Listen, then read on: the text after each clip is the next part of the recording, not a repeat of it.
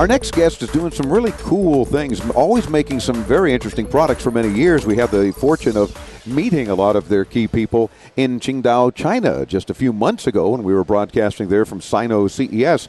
I'm happy to welcome to the program the chairman of the board for Hire America, Michael Jemal. Michael, welcome into Tomorrow. How you doing? I'm doing great, Dave. Thank you for having us. Pleasure to have you. Is this the first time that Hire has such a big presence here at CES? Well, 10 years ago was our first show, and they had us buried in a room on the second floor somewhere. Oh, geez. So it was like, oh, yeah, okay, company, they're doing some neat things, right. but we'll find a little spot for you, but you've grown dramatically since then. Yes, we've been very fortunate, and this year we have a tremendous location, and it's a very large booth and very heavily trafficked. Yes, every time I've gone by, and it's only been the first day of CES when we record this interview, a lot of folks gathering around to say, oh, let me see what Hire is doing. Hire, of course, spelled H-A-I-E-R.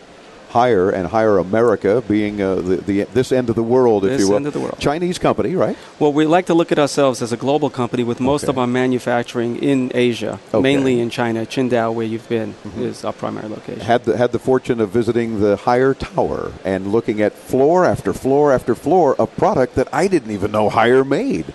I mean, it's amazing the plethora of product and product categories that you guys are involved in. What are the key things that you're known for? So we started 10 years ago literally with only 3 different products. And so today we have 3,000 SKUs currently. Wow. That's different products that we're selling into the market.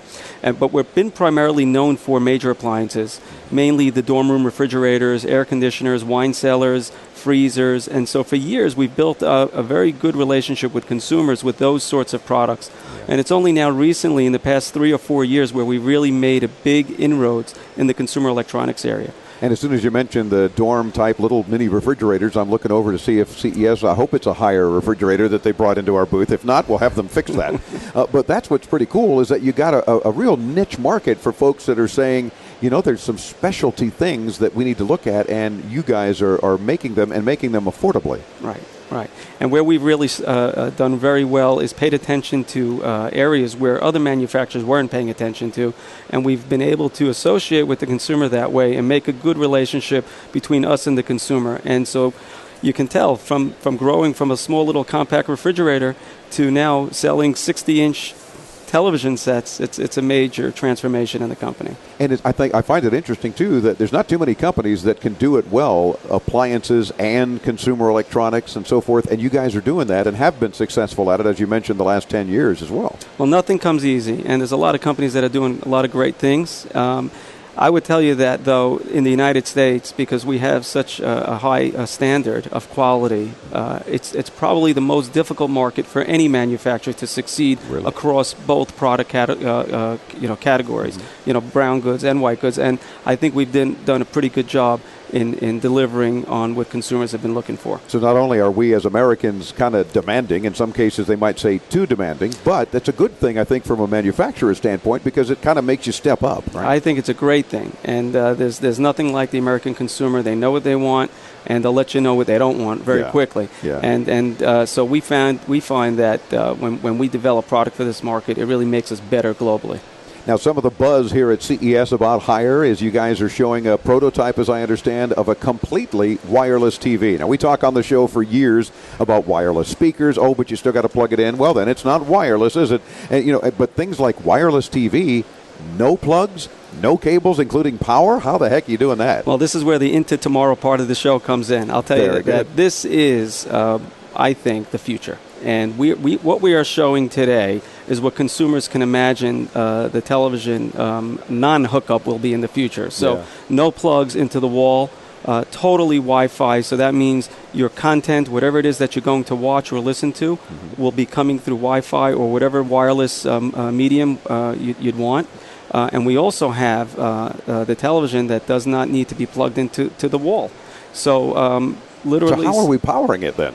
So there is a proprietary technology, mostly surrounding magnets, electromagnetical fields, and it's something that we feel that through time it can be adapted through the mass market. I'm loving that whole concept of what sounds like a higher power, in many ways. Right, but what's amazing though is does not consume higher power. So that's the key, no doubt. The consumption is a key part of that as well. So not only are we wireless, we're also managing the power in a smart way.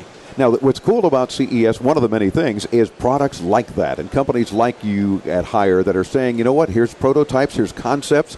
We're working on this. I mean, you're not just teasing us. You got your folks in R&D are actually saying, we need to make this happen, and you're going to do it. Oh, yeah. Well, in order to be successful in any business, you need to establish yourself with some innovation, and we've decided that this is a key point to where we need to focus ourselves in order to stand out in this industry. There's a tremendous amount of talent in this building, in these buildings, and in order for us to shine, we're going to have to really focus on these new technologies. Do you ever feel that you sort of take on too much sometimes? I mean, with the vast product categories that Haier is involved in, is it hard to kind of keep up with how to continue to innovate these products? It's yes, but that's what makes us focused, and that's really what makes us work as hard as we work.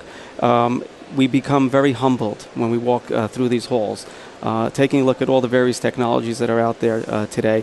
And it is a challenge to stay focused, but we're very well organized and we're very well structured, where we have quality people focused and engineering resources that ensure proper focus on all the product categories. Well, and it shows. And I love the fact that you, I mean, as chairman of the board of the company here in the U.S., obviously with that right attitude, I think, to be humbled as you walk these halls at CES to see what others are doing and to be challenged. I'm assuming you have a heck of a commitment to research and development then. Oh, our staff today in R&D, just in the United States, is literally 5 times the size of our entire company when we first started the company. So really? It's huge. Yeah. Well, that shows a lot of potential into tomorrow. Right. And we're looking forward to some more great things from Haier America, Haier America.com. We'll link you there.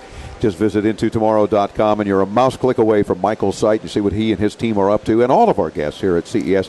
Thanks for spending a few minutes with us as we kick off our 15th season. Okay, great. Thank you very much for having us. Our pleasure. We're back with more from Las Vegas, Nevada. I'm Dave Graveline. This is Into Tomorrow, right here on the Advanced Media Network.